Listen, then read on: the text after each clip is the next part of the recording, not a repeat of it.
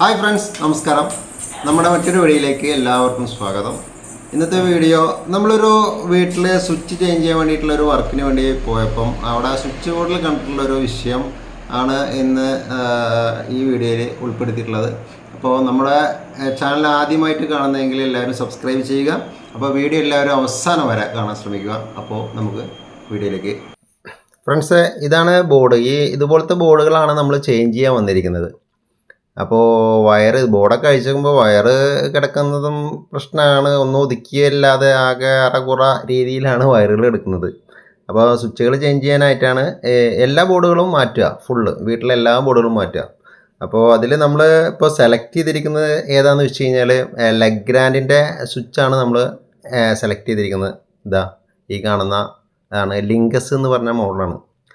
ഇത് നല്ല ഇപ്പം നമ്മളിപ്പോൾ കൂടുതലും ഒരു എക്കണോമി റേഞ്ചാണ്. ഇത് അത്യാവശ്യം നല്ല ക്വാളിറ്റിയുള്ള സ്വിച്ചസ് ആണ്, നല്ല സ്മൂത്താണ്.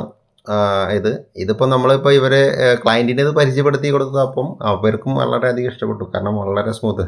മുന്നേ ഇവിടെ ഉണ്ടായിരുന്ന സ്വിച്ച് എന്ന് പറഞ്ഞു കഴിഞ്ഞാൽ സ്വിച്ച് ഓൺ ഓഫ് ചെയ്യുന്ന സൗണ്ട് തന്നെ 1 കിലോമീറ്റർ അപ്പുറത്തേക്ക് കേൾക്കാൻ പറ്റുമെന്നുള്ള രീതിയിലുള്ള സംഭവങ്ങളാണ്. പക്ഷേ വളരെ ലോക്കൽ സ്വിച്ചായിരുന്നു പഴയത്. അപ്പോൾ ഇതാണ് ഇപ്പോൾ ഇവിടെ നമ്മൾ സെലക്ട് ചെയ്തിരിക്കുന്നത്. ഈ സ്വിച്ച് മാറ്റാൻ കാരണം എന്താണെന്ന് വെച്ച് കഴിഞ്ഞാൽ ഇത് ഇടയ്ക്കിടയ്ക്ക് ഇങ്ങനെ സ്വിച്ച് പോയിക്കൊണ്ടിരിക്കുക, ലൂസ് കോണ്ടാക്റ്റ്, സ്റ്റക്ക് ആവൽ.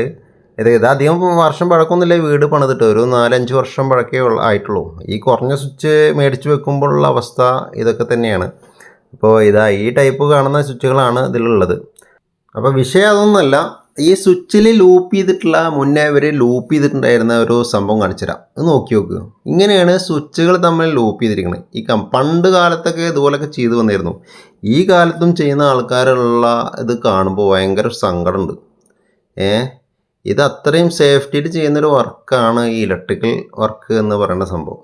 ഇത് ഇത്രയും ഇങ്ങനെയൊക്കെ ചെയ്യുമ്പോഴേ ഉള്ള അവസ്ഥ, ഇങ്ങനെയൊക്കെ ചെയ്ത് കഴിഞ്ഞാൽ എന്താണെന്ന് ഇപ്പോൾ നമ്മൾ തന്നെ ഇപ്പോൾ ഇത് അഴിച്ച് മെയിൻ്റെനൻസ് ചെയ്യുമ്പോൾ നമുക്ക് തന്നെ അപകടമാണ്. പിന്നെ ലൈവിലൊക്കെ ചെയ്യുമ്പോൾ പിന്നെ ഈ പല്ലുകളൊക്കെ സ്വിച്ച് ബോർഡിനകത്ത് കയറാൻ വളരെയധികം ചാൻസ് ആവുമല്ലോ. ഓരോ ബോർഡുകൾ അഴിക്കാൻ കാണും പല്ലിയുടെ മുട്ടയും പല്ല് കുട്ടികളൊക്കെ ഉണ്ടാവും.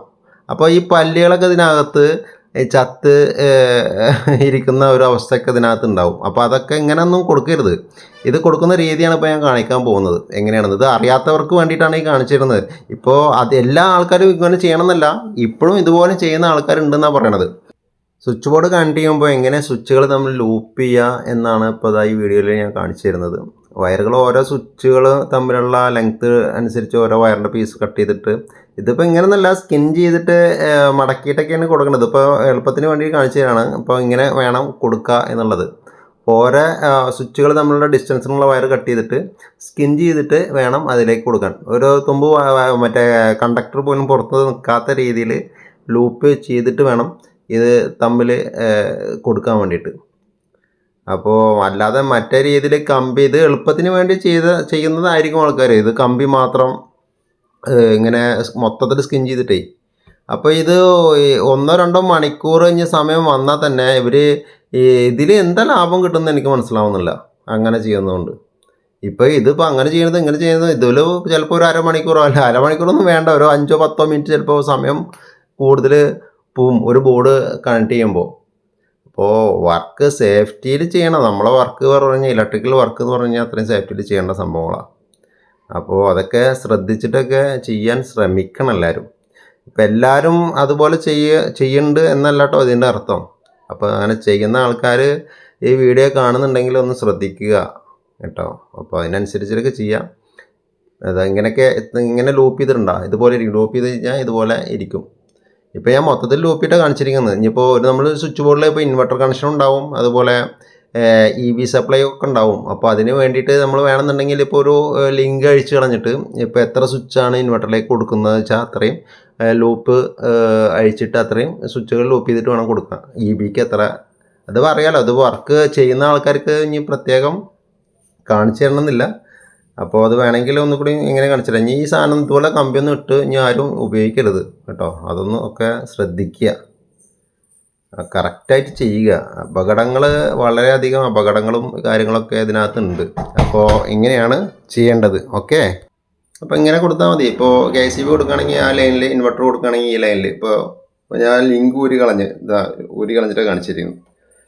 അപ്പോൾ ഇങ്ങനെയൊക്കെ നോക്കുക. അപ്പോൾ ഓക്കെ.